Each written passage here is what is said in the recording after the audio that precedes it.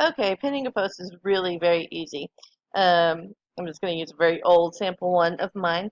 Every single post, no matter where it occurs on the page, has a little link chain right here at the top of it, over beside where it says quick quote. If you click it, it's going to update the address bar in the top.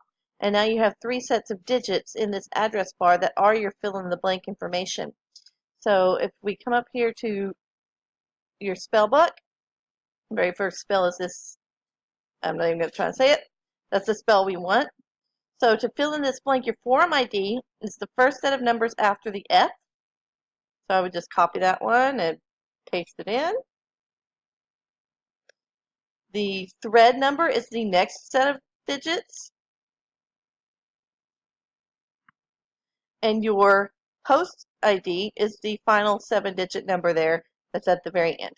So just copying and pasting, and they're in order and they're separated by things, just the number pieces. And then you cast the spell, and that's it. You've pinned that post. So I'm going to pin it, and it's been pinned to the end of my thread, and it will stay there until I unpin it. Ta-da! That's it. That's all you got to do.